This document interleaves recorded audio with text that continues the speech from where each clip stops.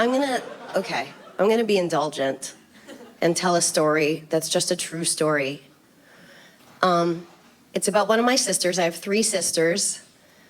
This is about one of them. I won't say which one, but her name is Jodine.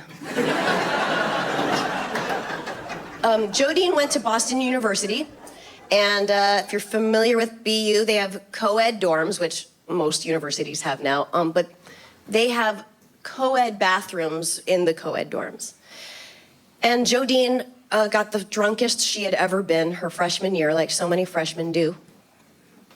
And she stumbled back to her room, and she managed to get her jeans off, and just passed out in a t-shirt and underwear. And a few minutes later, the room started spinning, and she ran to the bathroom, and she started throwing up, and she's vomiting. And while she's vomiting, she can feel that somebody is tugging her underwear down.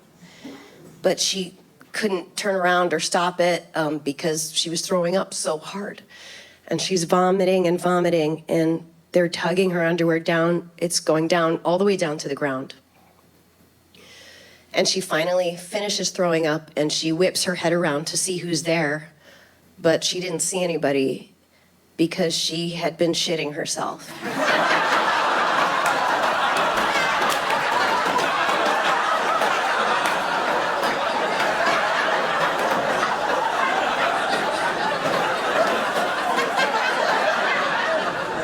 That's a true story.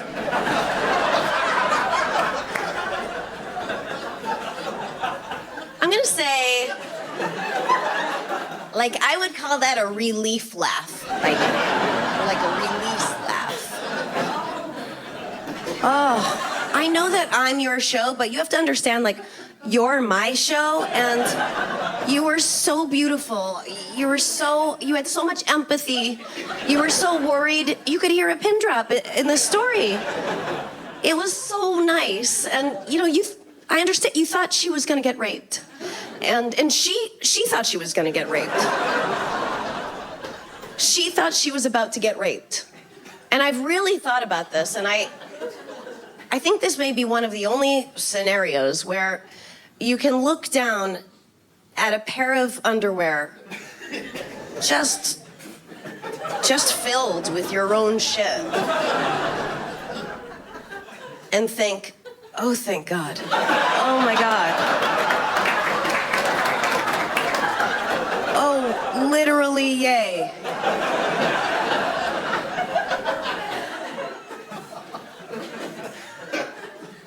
My sister came to visit me, not the shitting in her pants sister, but my oldest sister, although I'm sure she shit her pants. She's a Silverman.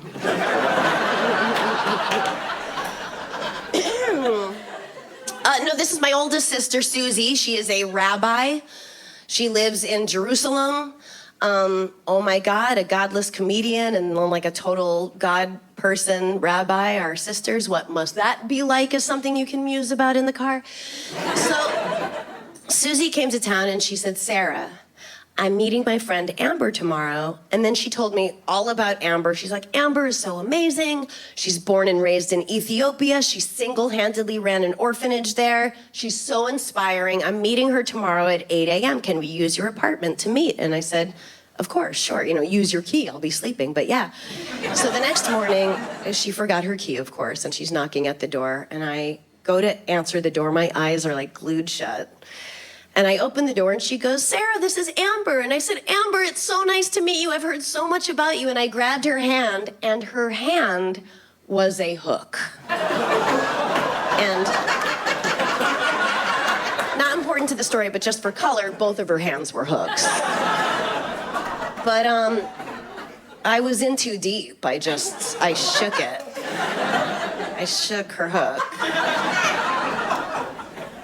And it was such a false moment, too. I'm sure she would have appreciated if I was like, oh, you have a hook for her hand. I don't know what the etiquette is with that. And she'd be like, thank you for being real with me. Nobody's ever real with me. Yes, you can shake it, whatever.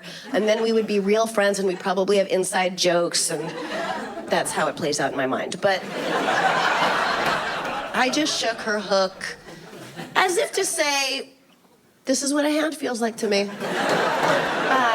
And I went back to sleep and pretended it was all a neat dream.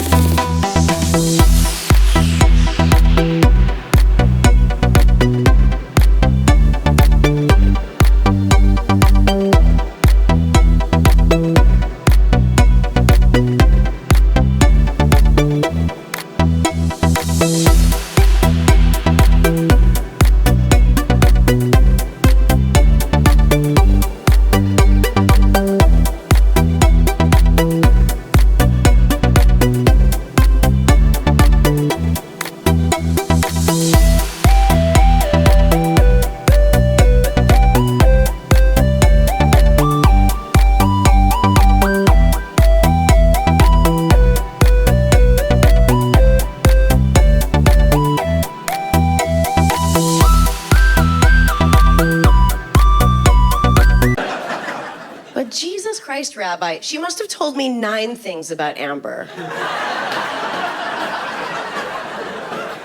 2 of them should have been hooks, right? I'm not being an asshole. Minimum.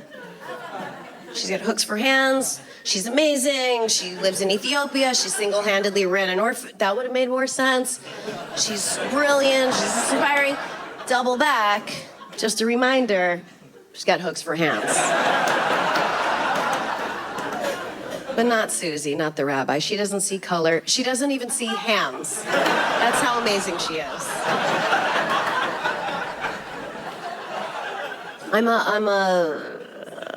I'm a very sexual person. You can always tell a sexual person because they tell you as a segue to their next bit in their stand-up act. It's kind of a little hint. I am, though.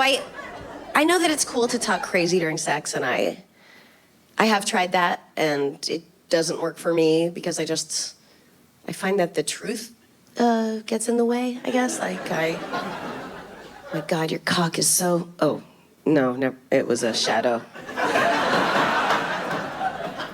What I do, I feel like, is way crazier.